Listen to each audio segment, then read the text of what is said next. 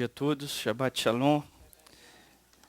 Já dei Shabbat Shalom para vocês umas 10 vezes, né? mas nunca é pouco.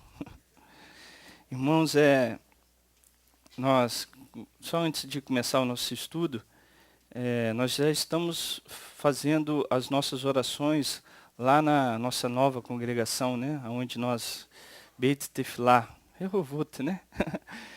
Tem sido uma bênção para nós, todo dia às 6h30 da manhã, à tarde nós não estamos fazendo ainda por causa da ausência da energia, mas em breve estaremos, mas toda manhã nós estamos ali orando, então seria muito importante que vocês estivessem participando desse momento que ele é coletivo, né? Ele é da congregação onde nós estamos estabelecendo a Torá nessa cidade. Então todos aqueles que tiveram a oportunidade, mesmo que não possam estar todos os dias, vá um dia, pelo menos, para que você possa desfrutar desse privilégio que nós estamos tendo, de estar ali orando, agradecendo ao Eterno. Sempre quando nós estamos ali, vem aquele louvor na minha cabeça. Não tenho palavras para agradecer tua bondade, dia após dia, com sinceridade. Nunca me deixe esquecer que tudo que tenho, que tudo que sou, tua bondade, não sei outra parte não, vem de Elohim. Tudo vem dele, irmãos. Então para nós é uma oportunidade que você possa estar presente. Amanhã nós já estamos fazendo o trabalho de restauração, né? Apesar de termos um técnico que vai fazer esse serviço, mas cabe a nós colocarmos a mão na massa e participarmos dessa construção que ela representa fisicamente, mas ela tem um significado muito profundo espiritualmente. Espero que seja a restauração das nossas vidas, o restauro das nossas vidas. Então que você possa estar lá amanhã às 8 horas da manhã. Nós teremos muito trabalho ali para fazer na nossa congregação e todos devem e podem estar presentes. Que puder estar presente, participem, é muito bom. Mais algum recado? Depois do percurso. Amanhã terá o percurso às 7 horas da manhã, né? Irmãos, nós estamos estudando. Hoje nós vamos estudar 2 parashut, né? A porção hoje é dobrada.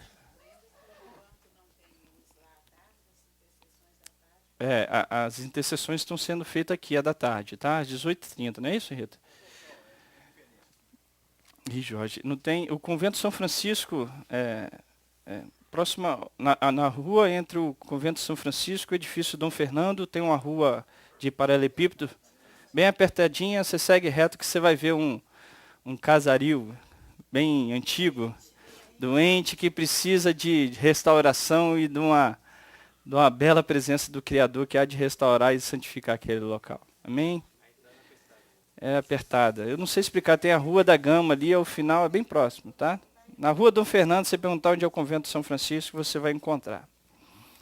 Irmãos, nós estamos estudando hoje 2 parashot, né? A 42ª Matot, que quer dizer tribos, e a 43ª Parashá, que é Massei, que quer dizer partidas ou viagem. Eu estudando essa parashá, eu chorei, mas assim, que às vezes vocês ficam achando que nós estamos abençoando vocês, irmãos, vocês não têm noção como nós somos abençoados, como nós aprendemos e como... O Eterno, ele é gracioso, e só de lembrar já dá vontade de chorar, por tudo que ele tem feito, por tudo que ele tem falado. Verdadeiramente, Elohim é Elohim no meio de nós. Ele tem sido o Elohim vivo, presente. A Parashá é viva, ela fala no nosso coração. Ela vem a nos ensinar, a nos conclamar, a prosseguir, a caminharmos, a não... ficarmos acomodados na nossa situação, mas progredir. E essa paraxá tem muito a falar conosco, muito a falar no nosso coração, da congregação. No seu coração, no meu coração individualmente e da congregação. Tenho certeza disso, porque o Eterno, ele não faz nada sem um fim proveitoso, que ele mesmo estabeleceu. Então ele é o rei, ele vai governar todo esse estudo. Amém. Eu coloquei um título nesse estudo, colocando assim, vencendo os obstáculos, não aceitando a acomodação e adentrando a terra prometida. O título ele já faz uma bela introdução do que vai ser o estudo, né? Vencendo os obstáculos, não aceitando a acomodação e adentrando a terra prometida. Quando nós estudamos essa paraxá, vai lá comigo em Números capítulo 30, que nós vamos começar na primeira paraxá, Matot. Tribos.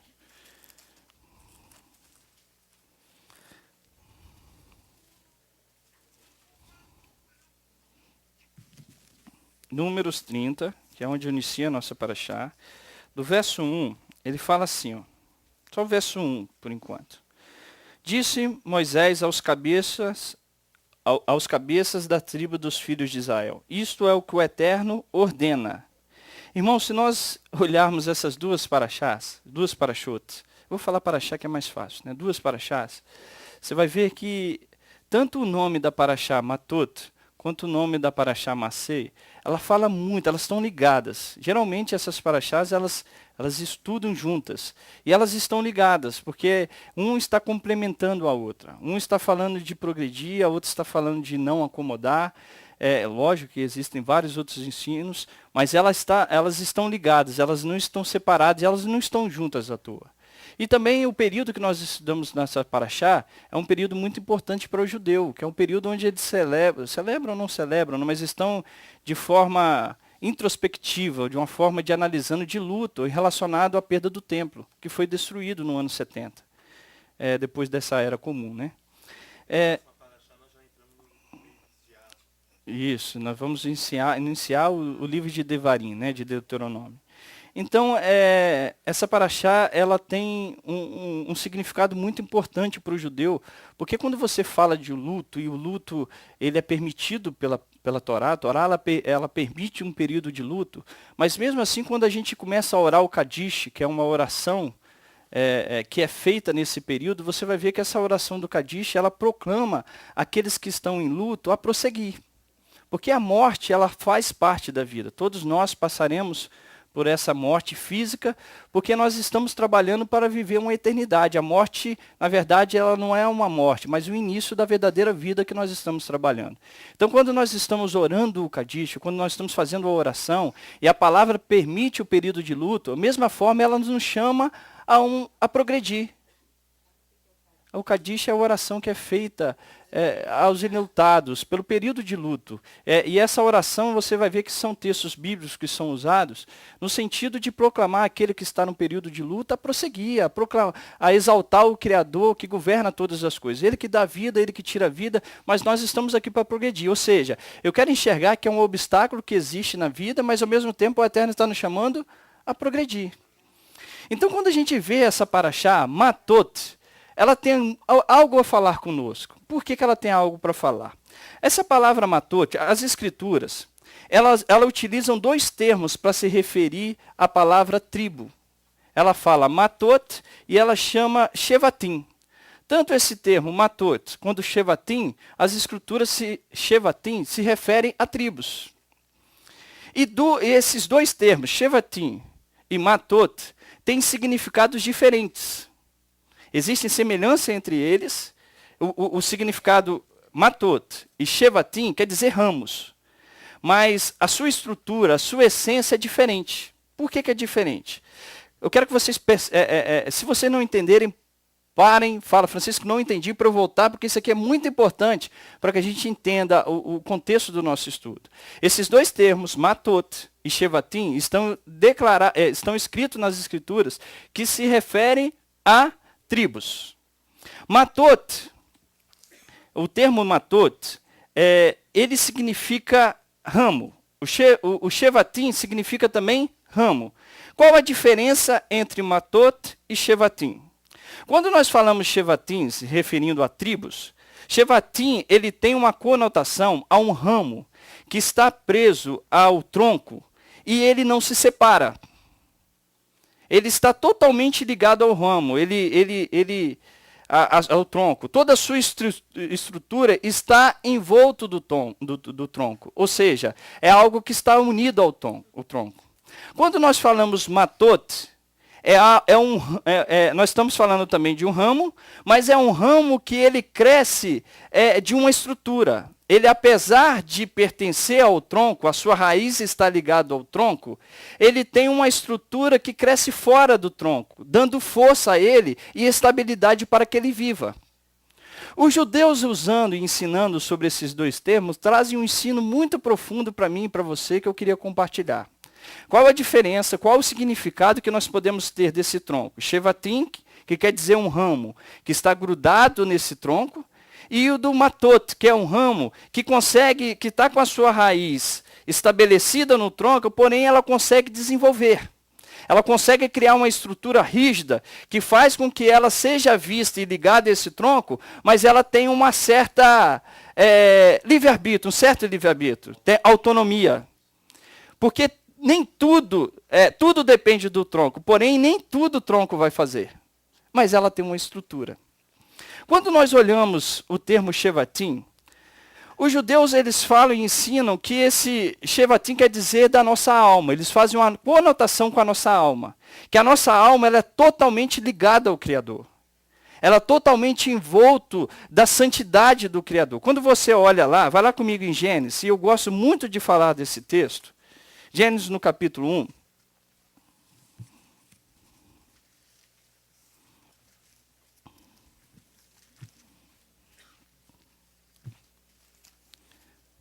Gênesis no capítulo 1.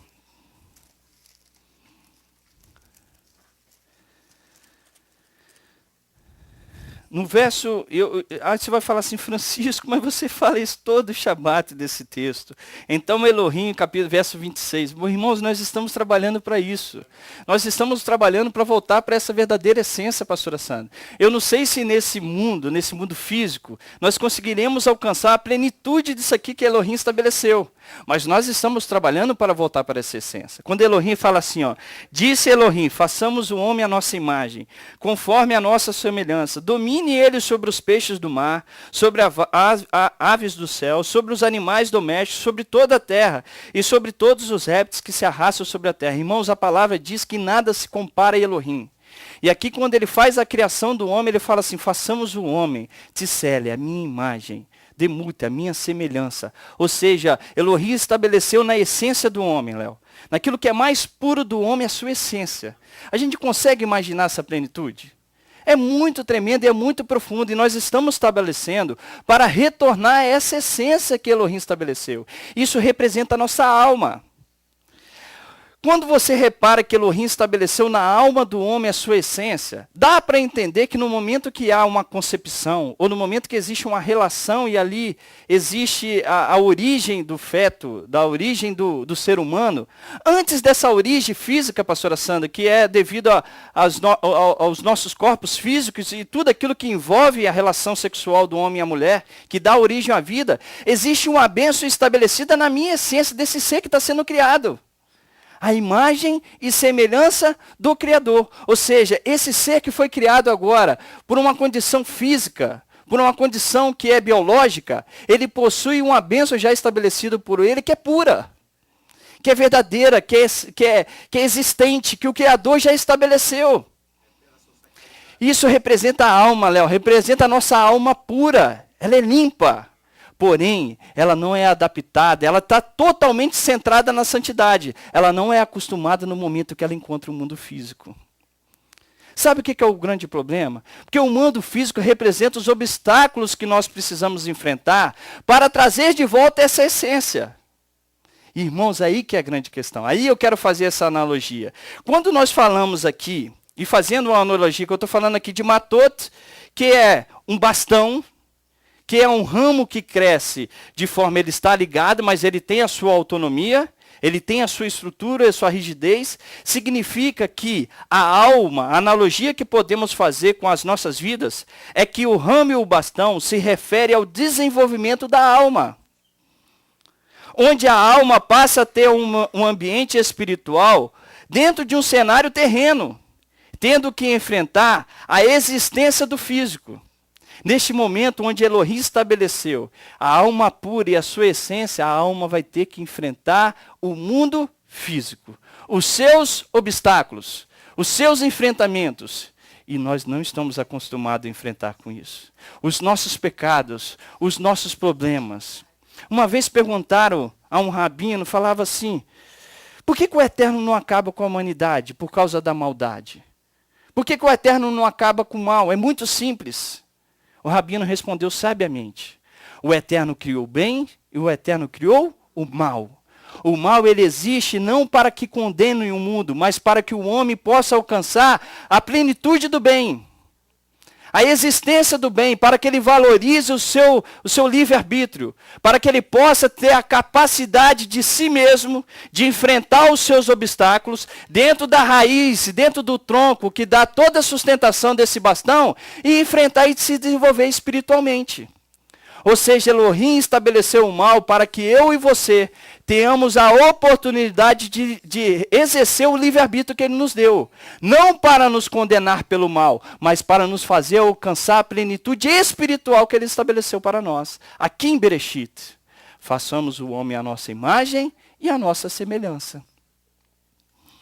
Contudo, a alma, na pureza de seu relacionamento com o Criador, é imatura com relação aos aspectos físicos. Eu vou repetir, presta atenção.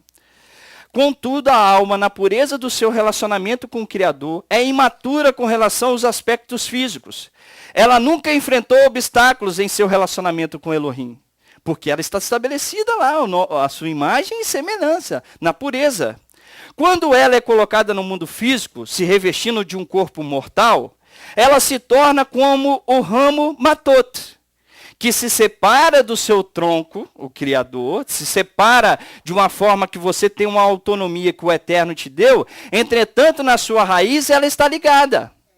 Porque ela precisa de tudo aquilo que o tronco concede a ela para nutri-la. E assim ela possa sobreviver. Mas ela tem a sua autonomia, porque o tronco não vai fazer tudo aquilo que depende ao ramo fazer. Vocês estão conseguindo captar? Que bom. Ela se torna como um ramo matote que se separa do seu tronco criador e tem a oportunidade de tornar um bastão firme, fortalecido. Entretanto, na sua raiz, ela permanece ligada ao Criador, sendo nutrida por ele. Isto vem a nos ensinar que não somos acostumados a enfrentar os obstáculos que vislumbramos no nosso relacionamento com o Criador. Não enxergamos ou desfrutar de um relacionamento mais maduro, irmãos. O grande problema, Léo, é que quando nós enfrentamos o problema, os obstáculos das nossas vidas, os nossos pecados, os nossos conceitos, as nossas aflições, as nossas ansiedades, os nossos problemas, enfrentamos a resistência de servir, os nossos trabalhos, nós queremos desanimar. A nossa alma ela não está ainda preparada para lidar com esses obstáculos. Mas se nós persistirmos, se nós trabalharmos, se nós lutarmos, se labutarmos diariamente para ultrapassar e sobrejugar esses obstáculos, nós não conseguimos imaginar a oportunidade do relacionamento que nós temos com o Criador. Quando nós enfrentamos os obstáculos, quer dizer que eu estou tendo a oportunidade de ter um relacionamento mais profundo com o meu Criador. Essa é a oportunidade. Você não vai. Jó não fez isso.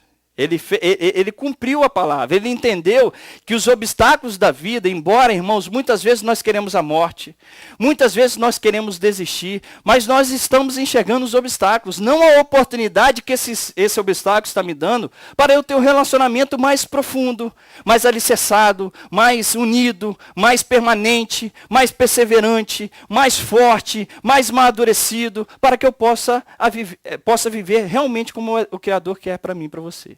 Mas quando nós enfrentamos os nossos problemas, queremos morrer, queremos desistir, queremos arrumar a mala e ir embora.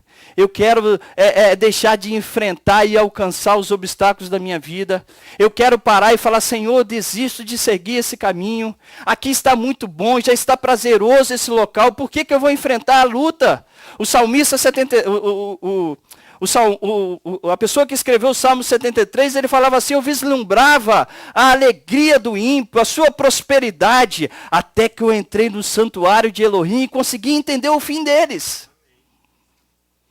Dava vontade de morrer o salmista, ele não entendia por que ele sofria as aflições. Vamos ler junto comigo? Vai lá, Salmo 73.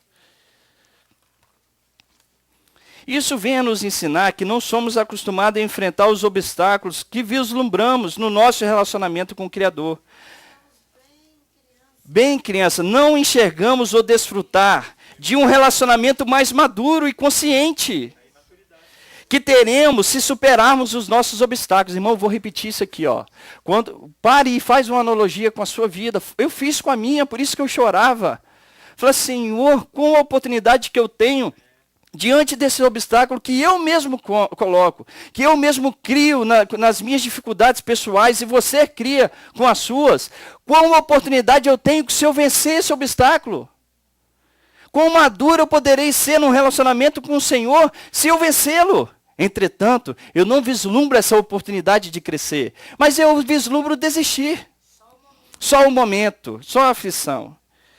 Não enxergamos, por isso que eu vou repetir, o desfrutar de um relacionamento mais maduro e consistente, que teremos se superarmos os nossos obstáculos.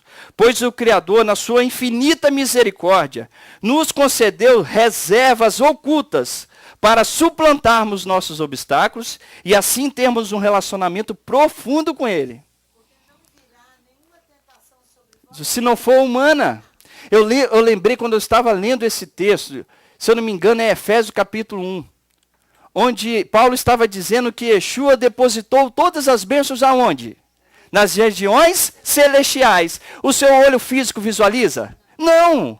O físico não visualiza, porém ela está lá oculta, para eu suplantar e vencer esses obstáculos, Léo. Está lá depositado, basta quem buscar? O ramo, o matot, aquele que está separado, que tem a sua autonomia, porém está ligado no Criador. Nós precisamos buscar essas bênçãos, que estão ocultas, estão reservadas, para que tenhamos um relacionamento mais profundo. Salmo capítulo 73, irmãos, eu vejo... Eu lembro quando eu estou lendo aqui, não vou me adiantar não, vai lá, Salmo 73, vai comigo.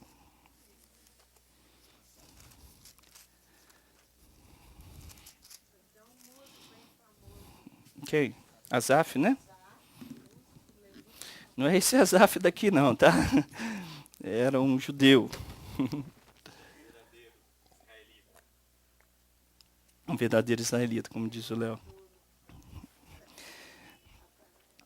Salmo 73, verdadeiramente bom Elohim para com Israel, para com os limpos de coração. Quanto a mim, os meus pés quase se desviaram, pouco faltou para que escorregasse nos meus passos, pois eu tive inveja dos soberbos ao ver a prosperidade dos ímpios.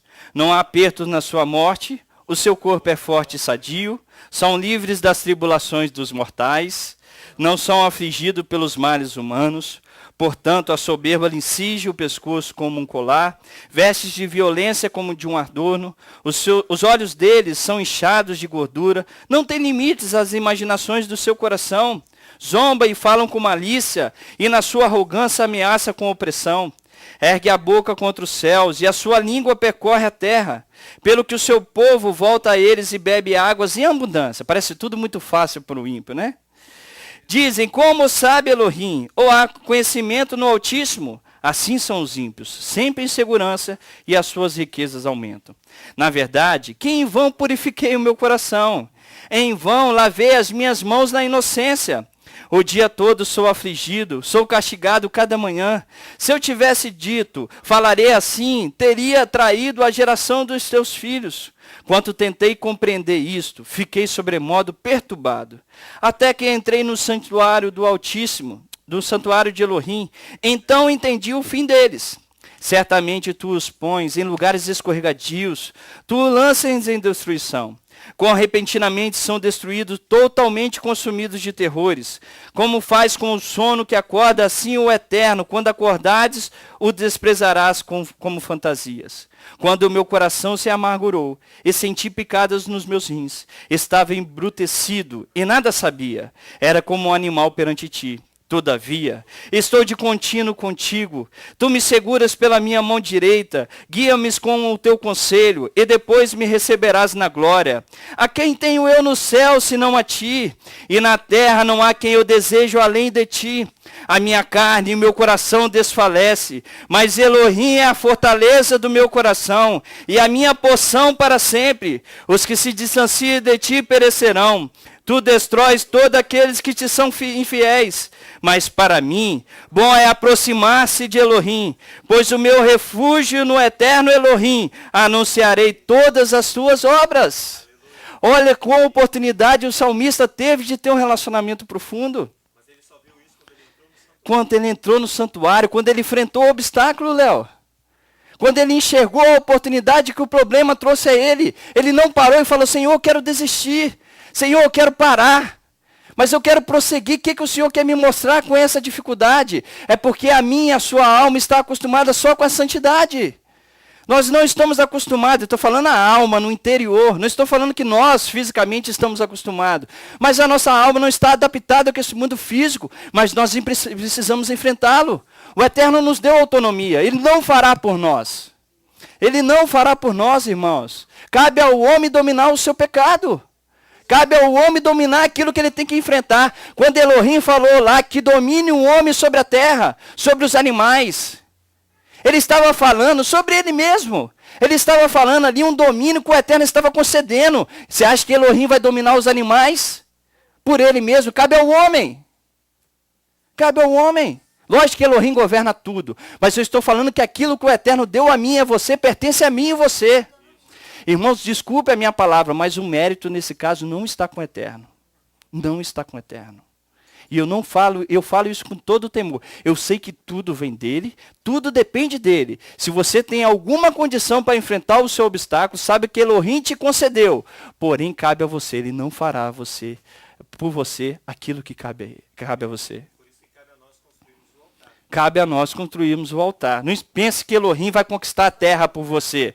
Não pense que Elohim vai lá só botar os anjos se você não adentrar na terra e colocar sua mão na massa, se você não der o seu sangue, que você não lutar por aquilo ali. Sangue na forma de falar, tá, irmãos? Sangue no sentido de trabalhar, da força. Foi isso que Elohim falou para Caim, né? No capítulo 4 de Gênesis, no versículo 6, 7. Diz assim, se procederes bem, não será aceito, e se não procederes bem, o pecado jaz à porta, e sobre ti será o seu desejo. E sobre ele deve dominar. Está na mão do homem, dos homens. Salmo 42, irmãos, quando a gente visualiza, é isso que eu quero, traz isso para nós. Quantas vezes, alguém quer falar algo? Que pergunta, desculpa, irmã.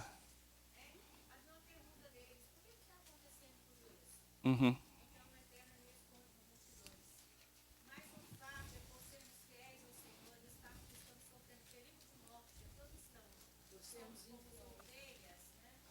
Entregues ao maltador. Amém.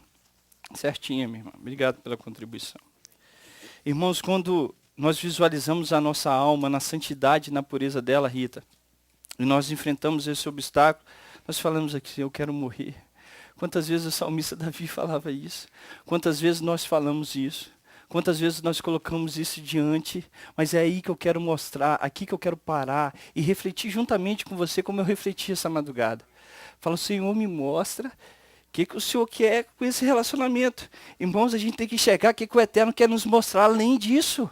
Nós estamos parados aqui enxergando o problema e nós não estamos vendo a oportunidade que nós temos de amadurecer, de crescer espiritualmente, de sermos elevados espiritualmente e termos uma vida com esse Criador que é tão bondoso para conosco. E nós queremos desistir muitas vezes por causa dos nossos pecados. É lógico que existe um tempo para tudo, mas prossiga. Trabalhe para enfrentar, para que você domine. Tire tudo aquilo que impede. O que eu acho interessante é que quando Israel estava para adentrar a terra prometida, o Elohim falou assim, destrua tudo que eles praticaram. Você não pode deixar aquilo ainda que é do mundo permanecer na tua casa. Porque senão você não vai dominar. A palavra diz, se eles deixassem, seria um laço e um tropeço para eles. Que era o perigo da contaminação. Que era o perigo da assimilação, da contaminação.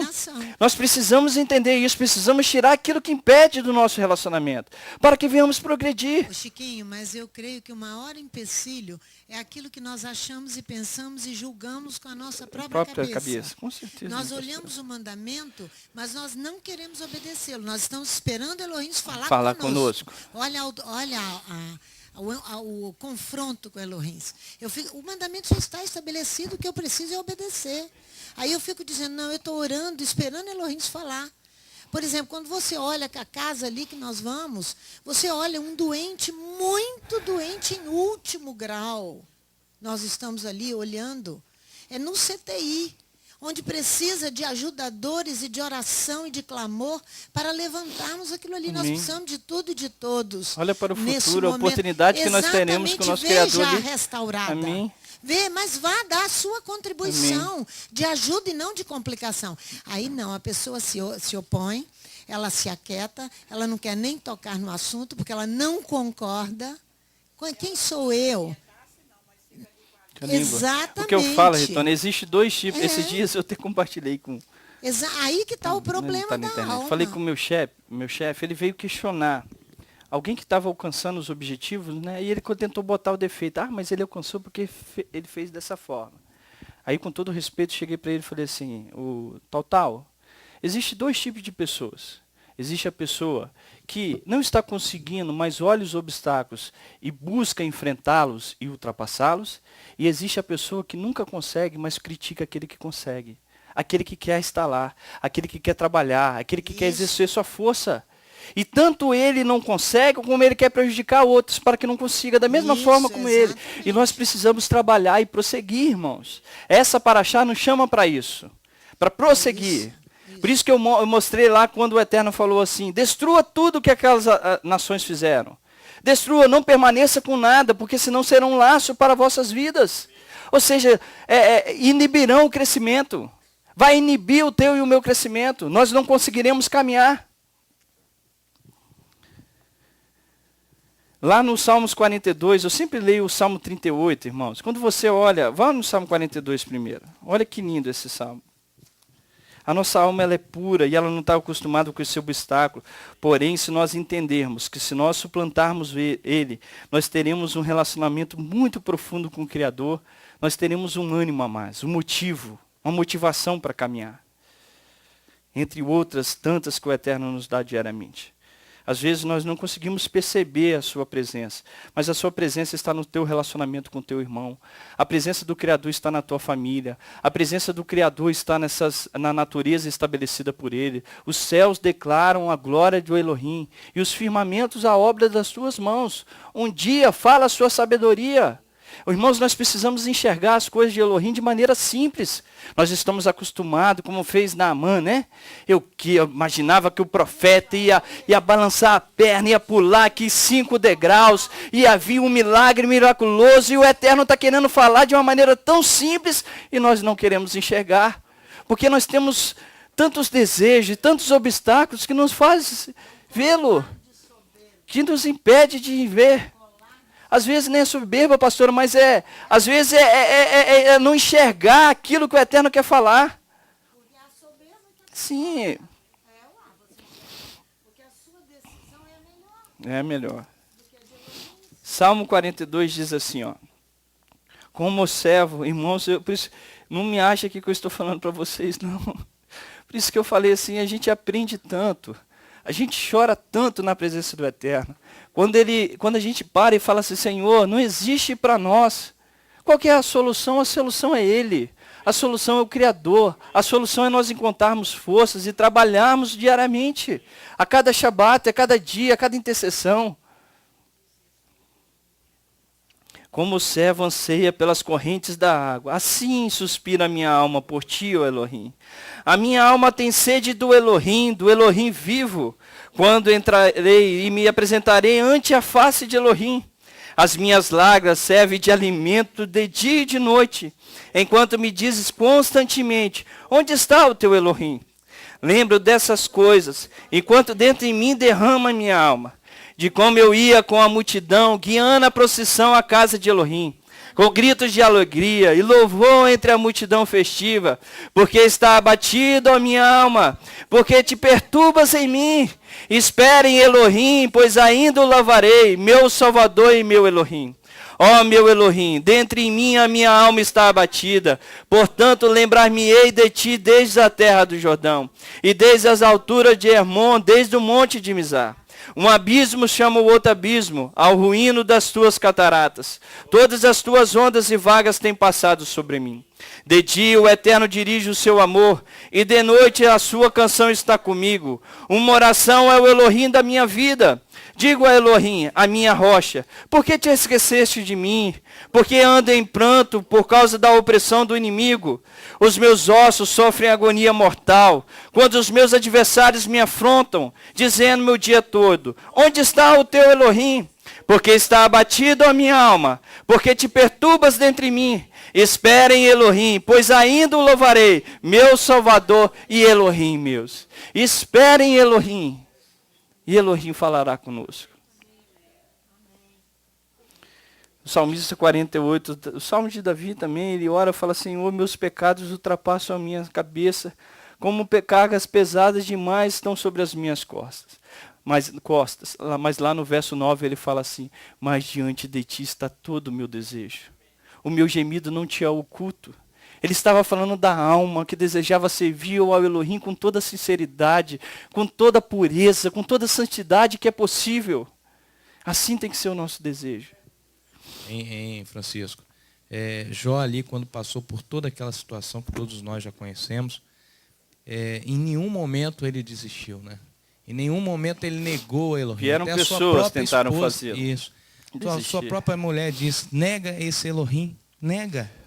Mas ele respondeu bem assim, eu sei que tudo tu podes, nenhum dos teus planos pode ser impedido. Quem é aquele, perguntastes, que sem conhecimento encobre o conselho? Certamente falei do que não entendia, coisas maravilhosas demais para mim, que eu não compreendia. Escuta-me, disseste, e eu falarei. Eu te perguntarei e tu me responderás.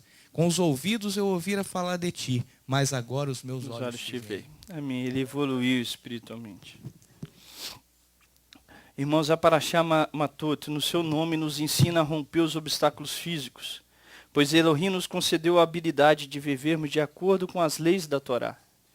Precisamos ter determinação, pois todos têm a plena capacidade, todos, irmãos, todos, quer judeus, quer grego, quer americano, quer brasileiro, todos têm a capacidade de viver de acordo com a vontade de Elohim e seus mandamentos. Não diferente dessa Paraxá Matot, está a Paraxá Maaseh, no seu nome, tá? Não diferente do termo Matot, está a Paraxá Maaseh. Nessa Paraxá, a Paraxá Maaseh, que é a 43ª, o seu nome quer dizer viagens ou partidas, que quando nós estudamos aqui. Se você olhar, irmãos, Maaseh significa partidas ou viagens. Se você olhar o primeiro capítulo dessa paraxá, vai lá em Números 33. Volta lá. Perceba como elas estão ligadas, tá? Só no nome, hein? Eu ainda nem entrei no contexto aqui da paraxá. Estou falando só dos nomes da paraxá.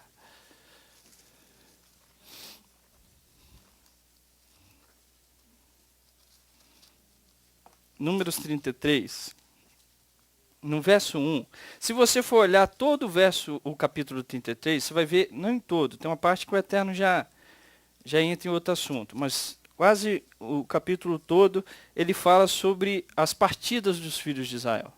Se você observar, se você contar, você vai ver que foram 42 partidas, viagens, que a nação de Israel fez durante todo o deserto. 42, saíram de um local, foi para o outro e assim estabelecendo. Nós só fizemos 4, né? Pastora, quando eu estava estudando eu pensava nisso. Irmãos, eu já aprendi isso aqui com o Criador e essa congregação. Nós viemos para cá, achamos que aqui seria o local. Eu não imagino que lá também vai ser não, tá? Eu acho que, nós vamos entender isso aqui um pouquinho na Paraxá. Eu acho que nós teremos até um tempo maior. Mas eu acho que o Eterno vai estabelecendo as suas coisas conforme Ele quer. Estabelecendo dentro de um território, rompe aquela coisa espiritual ali estabelecida, nos leve para outro local, e assim nós vamos estabelecendo a Torá espiritualmente. Não sei, Jorge, 1 por ano. Eu sei que se ele falar, nós sairemos. Mesmo que a gente trabalhe anos pelaquela restauração. Você está falando da partida, né? Perfeito. Em Números 33, você vai ver que todas elas falam dessa partida. Aqui no verso 1 diz assim, ó. Estas são as etapas que os filhos de Israel percorreram segundo o seu exército, desde que saíram da terra do Egito, segundo os meus exércitos, sob a direção de Moisés e Arão. Aí ele começa a descrever quais foram as partidas. Aqui no verso 1 fala assim, desde que saíram da terra do Egito. Se você estudar as partidas, presta atenção nisso, olha para mim. Se vocês estudarem a partida dos filhos de Israel, apenas a primeira partida, que se eu não me engano foi para...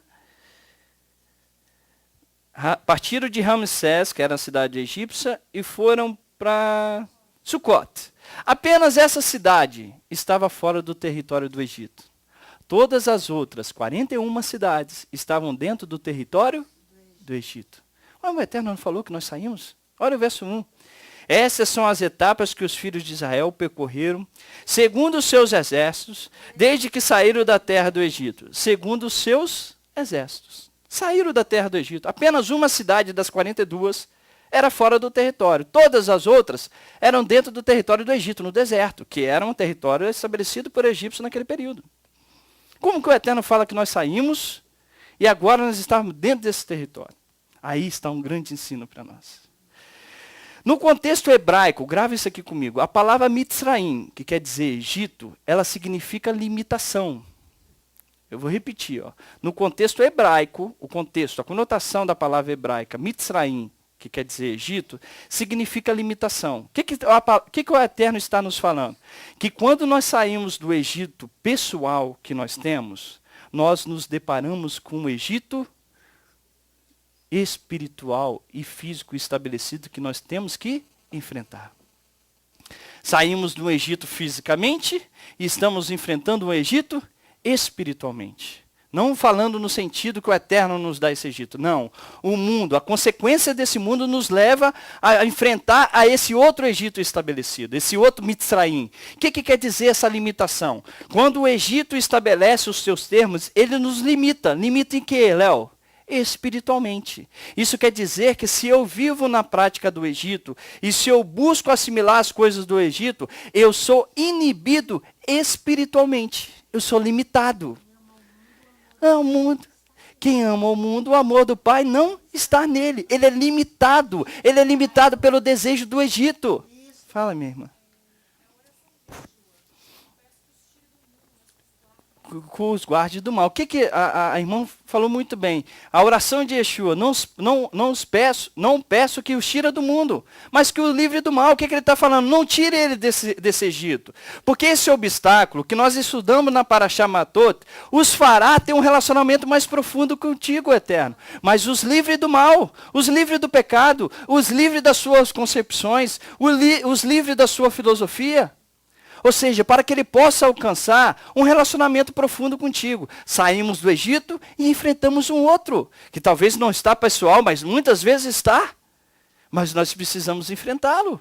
A nação de Israel saiu do Egito fisicamente, mas enfrentou o Egito no deserto. Passaram-se anos no deserto para enfrentar e conseguir vencer. O deserto tem muito a nos ensinar. O Eterno nos leva no deserto para nos ensinar. Para falar o nosso coração, para ver se verdadeiramente nós queremos servi-lo ou não. Aí eu lembro que nós lemos aqui em Filipenses capítulo 3, vai lá. Você não murmura. Você pode, Roberto, até orar, você pode perguntar ao Criador, você pode ter dúvidas, isso faz parte do ser humano, mas você não pode desistir, você não pode murmurar no contexto de regredir, num contexto de perder esse relacionamento. Mas você pode progredir.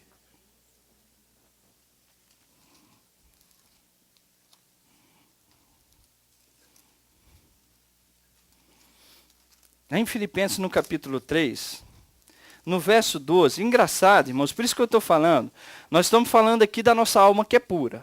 Que às vezes ela enfrenta obstáculos, às vezes não, 100% da maioria enfrenta obstáculos e nós queremos desistir. Aí nós saímos do Egito, que nos dá limitação. Saímos dele pessoalmente. Enfrentamos um Egito que está estabelecido pelo mundo. A minha alma quer enfrentar? Não. Eu tenho que parar? Não. Eu tenho que progredir. Eu tenho que caminhar. Eu não posso retroceder. Eu não posso ficar aquém da terra, como algumas das tribos quiseram ficar. Eu tenho que caminhar, eu tenho que olhar para frente. Tem os problemas, eu tenho que enfrentar a guerra. Eu tenho que trabalhar, eu tenho que ajudar o outro. Eu não posso ficar na minha mordomia e achar que aquilo ali é o suficiente para mim. Mas eu tenho que trabalhar, eu tenho que sair da minha acomodação.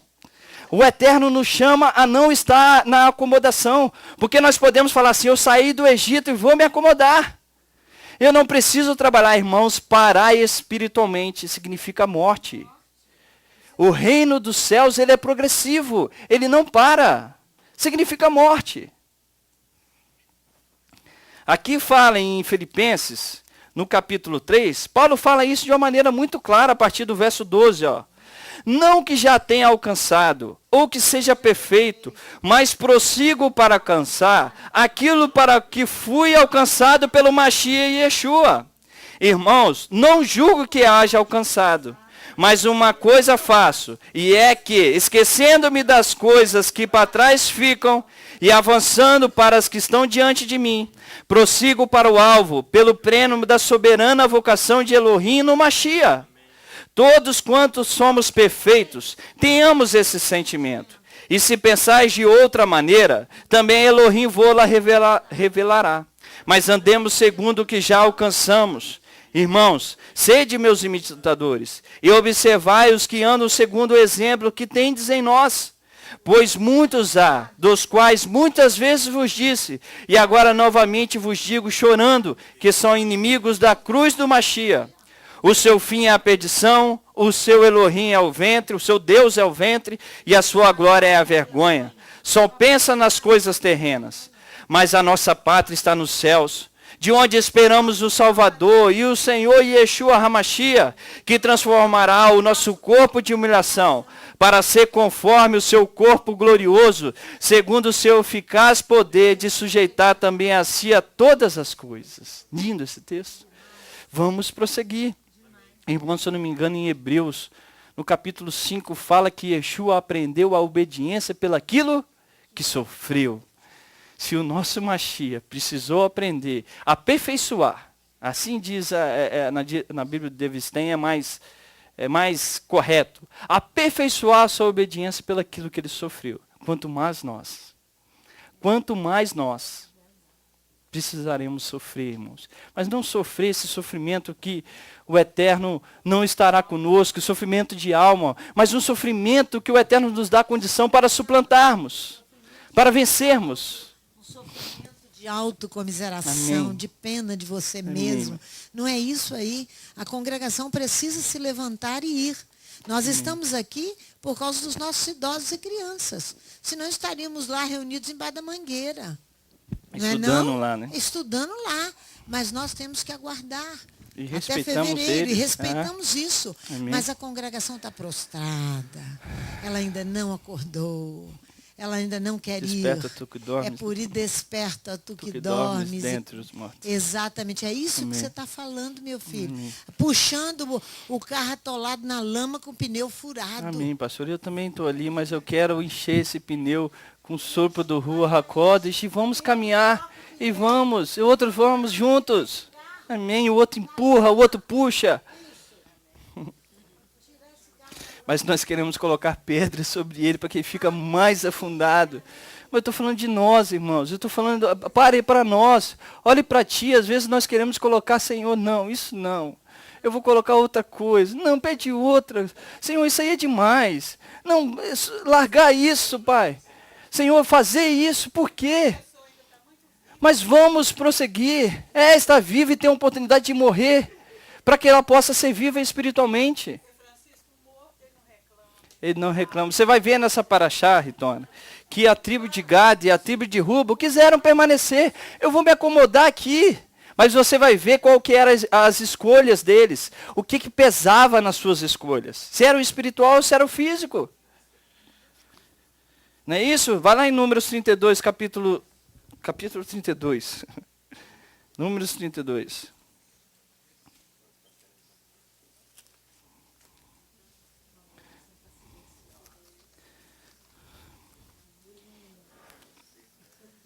Números 32. Oh, meu pastor, ou silencioso ou com vontade de chorar. O Eterno fala demais conosco. Números 32, verso 1 diz assim: os filhos de Ruben e os filhos de Gad, que tinha gado em muitíssima quantidade, viram que a terra de Jazer e a terra de Gileade eram um lugar próprio para o gado. Assim vieram os filhos de Gad e os filhos de Ruba a Moisés e a Eleazar, o sacerdote, e aos principais da congregação, e disseram: Atarote, Dibon, Zazer, né? Niná, Esbom, Eleale, Seban, Nebo e Beon. Essa terra que o Eterno feriu diante da congregação de Israel é terra de gado, e os teus servos têm gado. Disseram mais, se achamos graça aos teus olhos, dê essa terra aos teus servos em possessão, e não nos faça passar por Jordão. Gado, né? Calma aí que não vamos chegar lá, pastora. Irmãos, agora faz o contexto dessa paraxá. O Egito, nós saímos e vamos enfrentar o outro Egito. O grande problema, você sabe quando nós criamos uma meta e estabelecemos? Que quando nós conseguimos estabelecemos uma meta e conseguimos vencê-la, cria acomodação. Nesse caso aqui, enfrentaram uma batalha terrível, muito forte contra os midianitas, contra o povo daquela terra e a venceram. Eu vou me acomodar. Aqui já está muito bom. Meus gados podem ficar aqui, ó. A minha casa nesse local aqui, cabe uma piscina fantástica. Olha a churrasqueira, que linda churrasqueira. Não, irmãos, estou fazendo analogia com a nossa vida. Olha como nosso trabalho, meu trabalho aqui é muito bom ir para a terra de Israel. Eu sou judeu, vou vir aqui, eu vou só mandar dinheiro lá para a guerra. Né, Léo? Não é assim que fazem muitos judeus espalhar fora da terra de Israel? Eu vou só mandar dinheiro, os que estão lá dentro sofrem pelas batalhas, pelas lutas, pelas bombas que estavam lá. Estão lá a bomba e eu não quero ali vencer, irmãos, eu tenho que enfrentar minha luta com sangue. Dinheiro não vem a suplementar a minha luta. Dizer que nós que temos esse chamado, que nós façamos, que eles não vão fazer. Então, tá já bom. ouvi. E por que as tribos de Ruben e Gad não quiseram herdar a terra, irmãos? Aqui está muito claro, disseram mais, se achamos graça aos teus olhos, dê essa terra aos teus servos em possessão, e não nos faça passar o Jordão. Lúcido, sábio, você vai ver aqui que eu coloquei aqui, que Moisés, na sua sabedoria, ele não rejeita, ele não se agrada daquelas palavras gostosas, os seus servos. Moisés, ele vai fundo, ele vê que aquilo vai prejudicar o povo, ele toma dor e fala assim, opa, algo está errado aqui. Ele dá uma postura de homem. Olha lá em Números, no capítulo 32, olha o verso 6, a resposta de Moisés. Porém, Moisés disse aos filhos de Gad e aos filhos de Ruben, irão vossos irmãos à peleja, e vós permanecereis aqui com o vosso gado tranquilamente, pastoreando, comendo, fazendo um churrasquinho à tarde, e os seus irmãos lá na peleja lutando sangue? Por que desencorajais o coração dos filhos de Israel, para que não passe a terra com o Eterno lhes deu? Assim fizeram vossos pais, quando os mandei de Cades Barnea ver essa terra. Chegando eles até o vale de Escol, e vendo essa terra, desencorajaram o coração dos filhos de Israel, para que não viesse a terra que o Eterno lhes tinha dado. Então a ira do Eterno se acendeu naquele mesmo dia, e jurou dizendo, de certo, esses homens que subiram do Egito, da idade de 20 anos para cima, não verão a terra que jurei a Abraão, Isaque e a Jacó, porque não perseveraram em seguir-me, exceto Caleb, filho de Jefoné, e o Quenezeu, e Josué, filho de Nun, os quais perseveraram em seguir ao Eterno. Assim se acendeu a ira do Eterno contra Israel, e fê-los andar errantes pelo deserto durante 40 anos, até que toda aquela geração que fizera mal aos olhos do Eterno fosse consumida. E aqui estáis vós, uma multidão de homens pecadores, levantando-os em lugar de vossos pais, para aumentardes ainda mais a ira do Eterno contra Israel. Irmãos, é dentro desse contexto, eles estavam querendo desanimar. Não, eu já conquistei essa terra, para que passar a outra? Aqui já tem gado o suficiente, eu tenho que ficar aqui acomodado. É assim ou não é assim que nós fazemos? É diferente de nós? Não é diferente, irmãos. Mas a sua preocupação, a preocupação deles, não era com a vida espiritual dos seus filhos. Não era a vida espiritual das suas mulheres. Não era a vida espiritual da sua família e do povo, que precisava da luta, que precisava das suas mãos. O Eterno os daria a terra, independente se eles fossem ou não. Porque o Eterno havia prometido, porém a sua ajuda era importante, eles precisavam estar lá, não podia desejar essa terra. Eles pensaram terrenamente, e o que eu acho engraçado, as pessoas, mas Francisco, Moisés aceitou. Moisés aceitou com a condição que eles fossem lutar. Porque se eles não fossem lutar, eles prejudicariam o povo. Porém, se eles ficassem ali e fossem lutar, prejudicaria só eles mesmos. Sabe o que quer dizer isso? O livre-arbítrio seu, se vai prejudicar só você, Elohim deixa você ir. Pode ir. para você aprender. Prejudica só você? Vai. Aqui ia prejudicar todo, por isso que ele não aceitou. Aí quando fala, mas Moisés aceitou. Não, Moisés aceitou quando falou que eles iam lutar. Ah, vocês querem ficar na terra depois de lutar? Tudo bem, direito de vocês. A escolha é de vocês. Elohim deu o livre-arbítrio e eu não vou tentar lutar contra o livre-arbítrio de vocês. Fiquem aí nessa terra. Porém, o interesse, desculpa te interromper, o interesse era relacionado ao gado. Eu vi que essa terra é boa para o gado. Não era boa para os filhos. Não era boa pelas mulheres. Não era boa para as famílias. Não era boa para o povo, mas para o gado. Onde estavam os olhos? Na riqueza. Na riqueza. E não só isso, Francisco. Além dos olhos estar voltados para a riqueza, além deles terem a condição ali de ficar ali naquela terra, eles estavam desencorajando todos os outros a não irem também. É isso o problema. É isso que nós falamos. Se você se levanta contra e fica com você mesmo. Entendeu? Guarda. E não desencoraja os outros outros que querem fazer. Isso. Perfeito.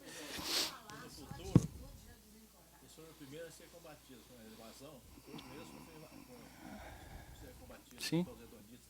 Não sei, Jorge. Eu não sei te responder. Irmãos, quando a preocupação principal da tribo, olha o verso 16. Olha o verso 16. Passa um pouquinho. Então se chegaram a Moisés e disseram, edificaremos aqui currais para o nosso gado e cidade para as nossas crianças. Perceba a diferença da resposta deles e da de Moisés. Olha só. Primeiro eles falaram do gado. Depois as crianças. Olha o verso 24. Olha o que Moisés responde. Edificai cidade para as vossas crianças e currai para vossas ovelhas, mas cumpri o que prometeste. Moisés muda a ordem. Eles falaram primeiro do gado, Moisés fala primeiro das crianças. Porque Moisés tinha a mente o espiritual e não o físico. Yeshua nos ensina isso muito bem no capítulo 6 de Mateus, no verso 19. Não ajunteis tesouros na terra, onde a traça e a ferrugem destrói, e onde os ladrões arrombam e roubam. Mas ajuntais tesouros no céu, onde nem a traça, nem a ferrugem destrói, e onde os ladrões não arrombam e nem roubam. Pois onde estiver o vosso coração, aí estará também o vosso tesouro.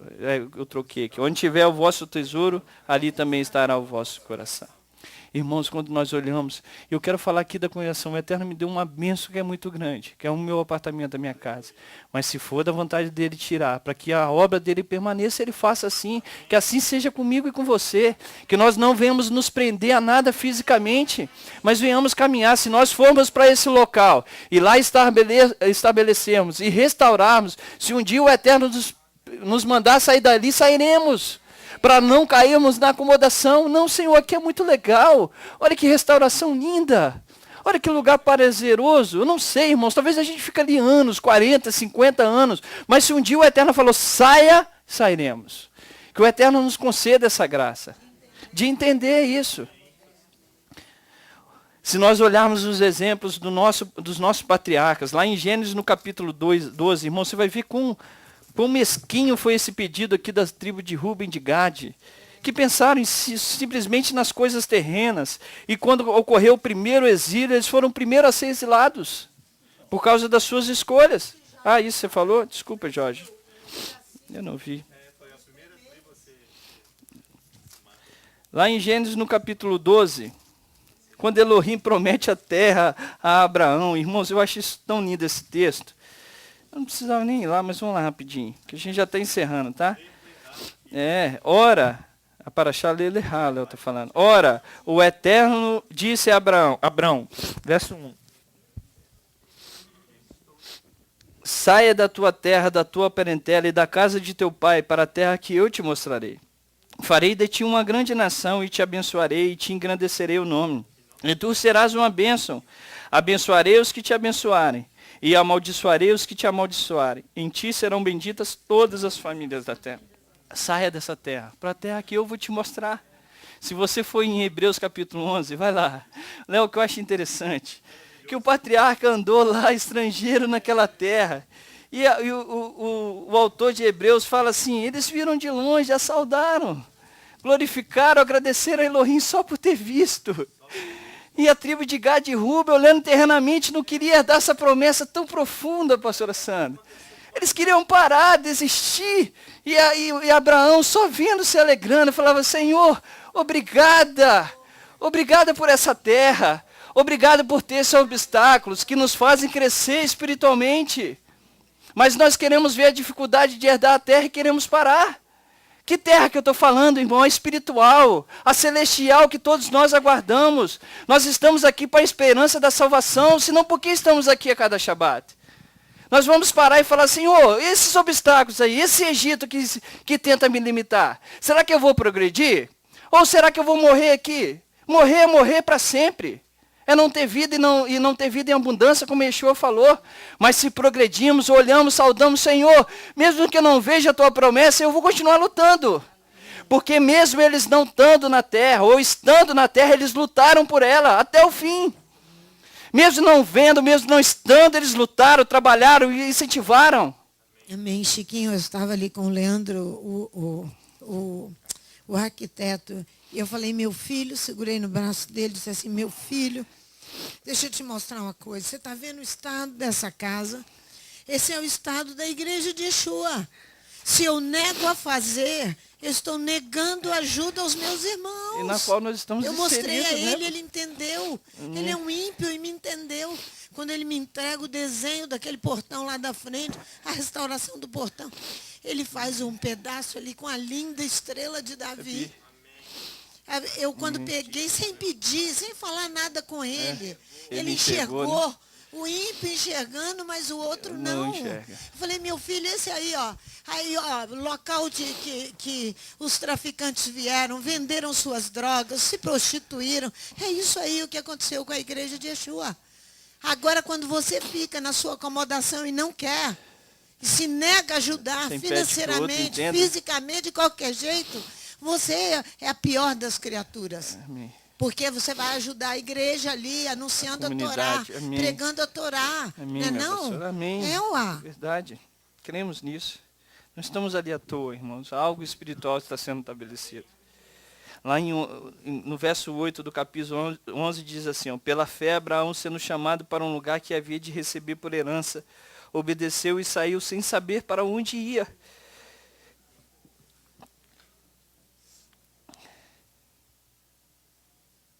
Pela fé peregrinou na terra da promessa. Amém. Eu louvo a Deus que Como você a falar isso. Como em terra alheia, habitando em tendas com Isaac e Jacó. Herderam com ele da mesma promessa. Pois esperava a cidade que tem fundamentos, do qual Elohim é o arquiteto e construtor. Pela fé também a própria Sara recebeu o poder de conceber um filho, mesmo fora da idade, porque teve por usurpação, aquele que havia feito a promessa, pelo que também de um, e desse já amortecido, descenderam tantos em multidão, como as estrelas do céu, e como a areia inumerável que está na praia do mar. Todos esses morreram na fé, não alcançaram as promessas, mas deixa eu continuar aqui e falar assim, mas lutaram, trabalharam por ela, mesmo não alcançando, viram-na de longe. Ai, cadê eu perdi? Viram-nos de longe e a saudaram, e confessaram que era estrangeiro e peregrinos na terra. Se você for em Êxodo capítulo 3, só para a gente encerrar, que é o último, penúltimo, né, na verdade. Penúltimo não, antepenúltimo. Êxodo capítulo 3.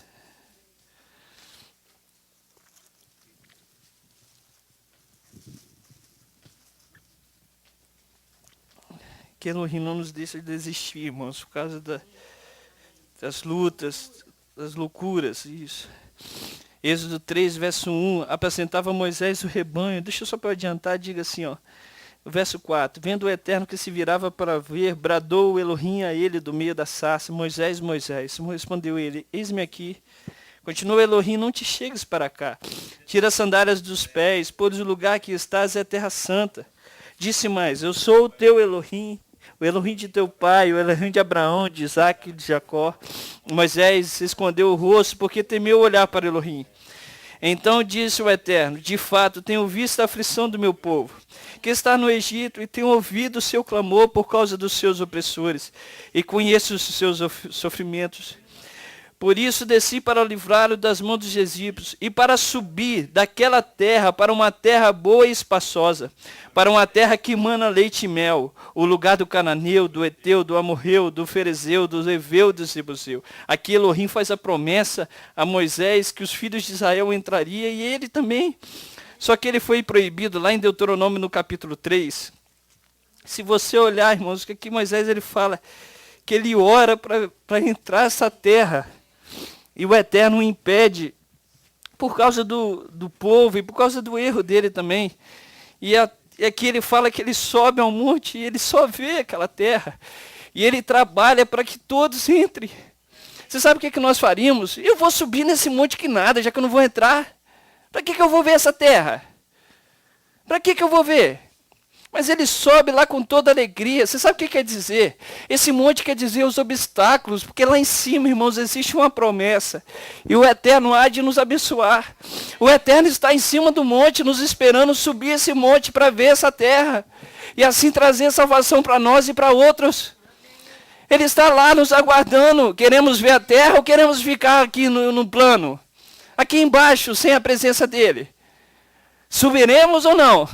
É uma pergunta aí, Moisés fala, Senhor, mesmo que eu não entre, eu trabalharei para que outros entrem. Eu lutarei, enfrentarei, mas eu sei que lá no cume do monte, em cima do monte, a tua presença lá estará. E mesmo que esse monte tenha adversários e obstáculos, eu subirei para te encontrar. E ele sobe até o cima do monte. Que o Eterno nos abençoe e que a gente venha subir esse monte e encontrar o nosso Criador. Amém.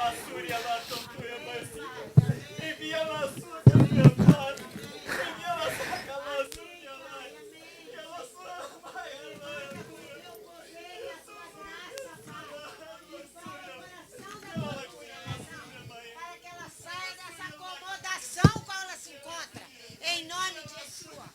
Amém, Pai. Amém, Pai. Amém.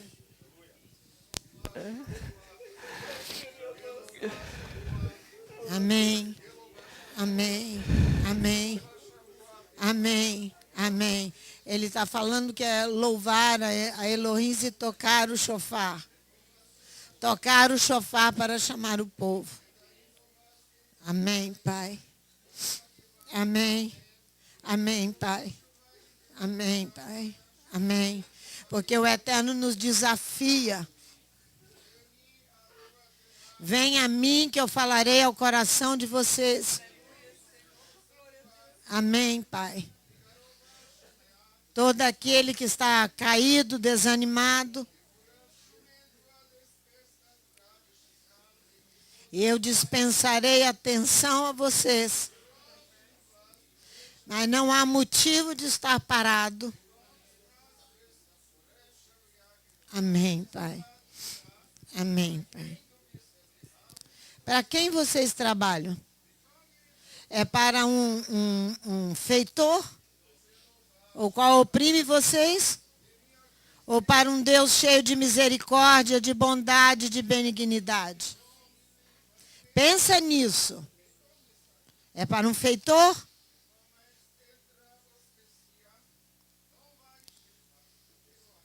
Amém. O toque é teruá. Bendito sejas tu, Eterno, nosso Elohim. Não rejeita o desejo que nós temos de lhe servir, de te amar, Pai. Amém. Mas que o Senhor abençoe a nós, abençoe essa congregação. Amém. Faça-nos verdadeiramente aprender e entender tudo que o Senhor tem feito para nós. Amém, Pai. Não nos deixe por causa dos obstáculos, ó Pai, não enxergar as tuas bênçãos. Amém. Mas que possamos ver o Senhor cotidianamente sobre as nossas vidas. E assim sentir a tua presença e te exaltar e te engrandecer por tudo. Amém, Pai. Bendito sejas tu de eternidade em eternidade, porque tu és um Elohim de misericórdia, que tem nos tratado não segundo os nossos pecados e o que merecemos, mas pela tua infinita misericórdia. O Senhor tem nos ajudado e nos ensinado. Por isso seja a tua bênção sobre todos nós, porque queremos te amar e te servir com todo o nosso ser. Amém, Pai. Que o Senhor nos ajude. Vamos ler Romanos 8, só para encerrar, mas...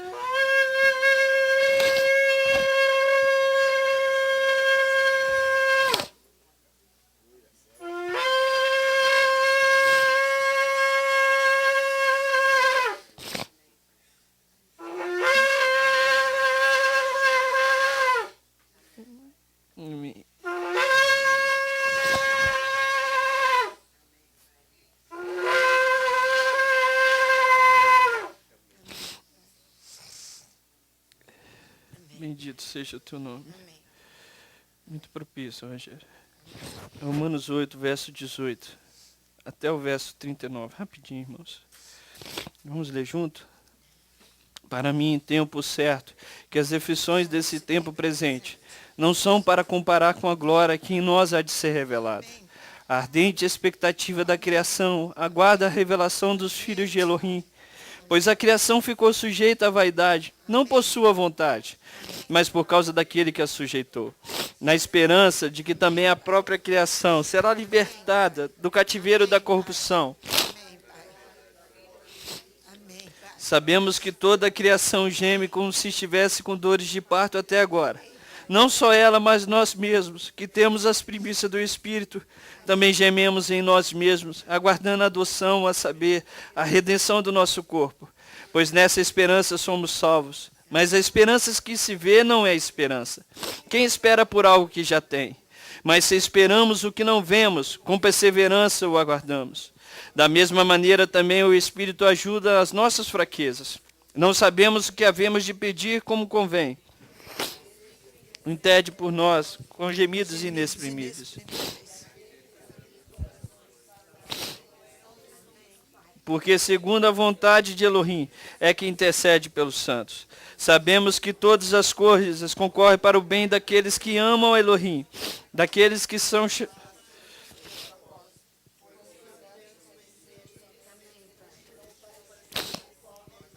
do seu Filho, a fim de que ele seja o primogênito entre muitos irmãos. Aos que predestinou, a este também chamou. Aos que chamou, a este também justificou. Aos que justificou, a este também glorificou. Que diremos, pois, a estas coisas? Se Elohim é por nós, quem será contra nós? Aquele que nem mesmo a seu próprio Filho poupou, antes o entregou por todos nós. Como não nos dará também com ele todas as coisas? Quem tentará acusação contra os escolhidos de Elohim? É Elohim quem os justifica. Quem os condenará? Pois quem morreu, ou antes quem ressurgiu dentre os mortos, o qual está à direita de Elohim, e também intercede por nós. Quem nos separará do amor de Machia? A tribulação, ou a angústia, ou a perseguição, ou a fome, ou a nudez, ou o perigo, ou a espada. Como está escrito, por amor de ti somos entregues à morte o dia todo. Fomos considerados como ovelhas para o matadouro. Mas em todas essas coisas somos mais do que vencedores, porque aquele que nos amou. Pois estou certo de que nem a morte, nem a vida, nem anjos, nem principados, nem a potestade, nem o presente, nem o porvir, nem a altura, nem a profundidade, nem alguma outra criatura nos poderá separar do amor de Elohim, que está no teu Filho, Yeshua, nosso Adoni. Amém. Que o Eterno nos abençoe. Fecha os teus olhos, curva a tua cabeça. E evareha Adonai veshmereha. E Adonai panaveleha vihunica. E sa Adonai panaveleha viasemeleha shalom. Que o Eterno nos abençoe e nos guarde. Que o Eterno faça resplandecer o seu rosto sobre nós e tenha misericórdia de nós. Que o Eterno sobre nós levante o teu rosto e nos dê a paz.